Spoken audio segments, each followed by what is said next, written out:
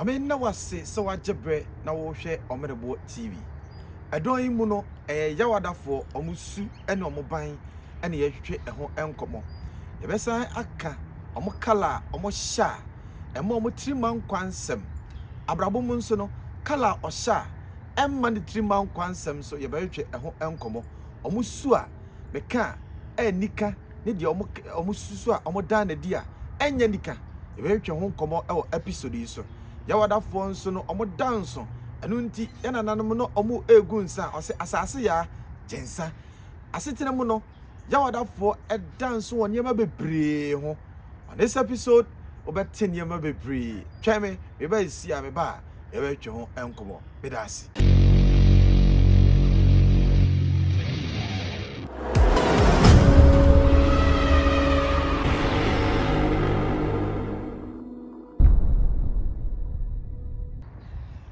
Mamena wase so twem sima ma me twa me ho ebae yawadafo omusu ene omoban no ye betwe eho enkomo no nya entiase sanso ena omo akra bia nso no memma ade agu screen so no ohu sede obesi atoto eniyama awa asetana ya bragom ewo mo kra bia ene ho yawadafo edanso omo kala ematriman kwansem roni be kase lucky color no yellow akoko sade gold color orange color ema lucky color ema yawadafo yellow gold and orange color na color ema womo triman kwansem meche unlucky color for Thursday bonds no purple ebi friend violet enti asetani abrabomu no okrada yawada no hyene nso se saatade yakoko sade yellow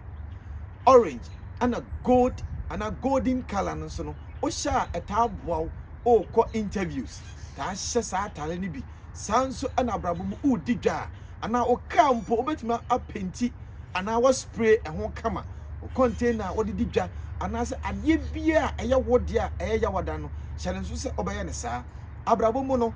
omo akra adua no e ka kire o se yebedio ehon enkomo abrabo no se yawada fo ma sete ne o mabrabo mu no utum se omo do nipa they love people na omo do nipa nti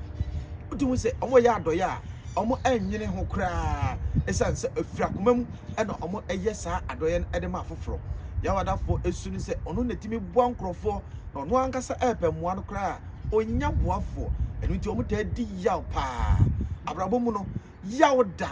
enu nti emane nya ngwanwa se yawo yawada na o ta di yaw awa asetena ne abrabo abra toda uhia nipa ankasa emmoa nipa setena na brabo mu no yawo yawada yawo niema bi wo ho a eta ha adwen e wo abrabo mu ene kasa you talk too much toda ya na mo kasa dodo mo wo akasa adoma chede no tuduru ba bia sede o si ekasa ema nipa tio no nipa ni gye ho keke e ban senkwa so a yawada fo ebomoden obaya sede dodo na ata afrew no hyane nso se eba aduane no anso a yawada no mo ya de papa enu to bako ba bia yawada fo no ema no titiriu omuta ye restaurant obaya joint obaya food joint obaya restaurant owaduane sem sede omusi ton emani pani gye ho no fekeke ebio nso no otumu se muntimi mfa sumasem ensie secret yawada fo nso ne very good in focus in life abrabo mu no we are very focused okasa age we meye he otwomu ne bete ne yepe di bientimi mu na bam yawadafo omusu ene omoban no omo wonam ye a omo de didwuma awa setena ne abrabom ebiem eba yawadafo pa emma ho omo pe mema tenten gramo ana omo mema nso no ompe oba omo tumu oduo owonofo na se look presentable sabe omo ntampa de fon eba ho fa so a me che dressing na they are very good in terms of dressing shanen so sa yawada fo asetena ani abrabom no bibia oye bia no openipa dom e won nchen eba so o cha ade eba se o kira adwen they need a lot of people or group of people to share with them abrabom nso no yawada fo eba mpamu agora oh my goodness omo bomodin papa e won pamu agoro na asetena mu no wo bema me say ka biu yawada fo wo bema me kanfo mu esanse bibi bia wo ye bia no ma wani ku ho omo timi krokro ma papa yaw krokro ma sanso na oba ya anso krokro ma na de ba ko ha adwen eye oma ware gya yesem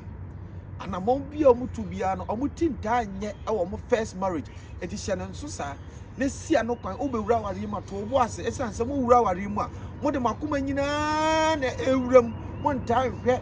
ohawa ewo ho nipa no hia na to bo ase ne hwe ni sunu ansa na wo de wakoma no akoma no se aware abrabo mu nso no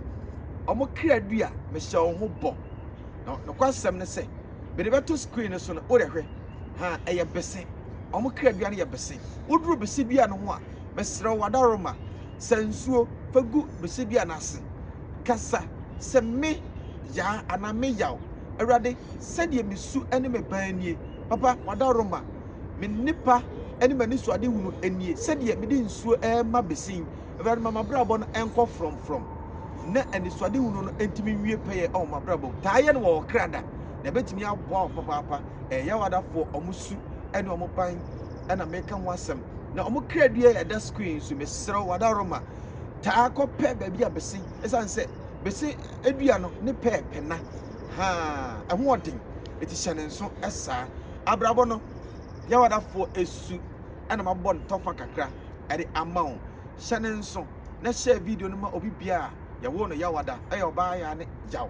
fo ɛfa mame like na subscribe channel no me dey the elder ot Emmanuel from Omene Bour na mejo so dodo nyame hyiaw sɛ wo hwɛ episode yi mesrɛw ani diem hyɛ na topete ɛfama obi bia yɛwo no yawada na onsusu hu sɛdeɛ wobɛsi nanante asetena ne abrabom nyame hyiaw sɛ wahwɛ me shalom peace be with you bye bye.